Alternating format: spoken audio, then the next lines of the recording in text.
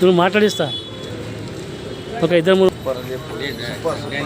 మామూలు సెంటిమెంట్ లేదు నాయన సినిమా. మామూలు సెంటిమెంట్ లేదు, లాస్ట్కి ఏడిపించింది. ప్రతి వాళ్ళకి టచ్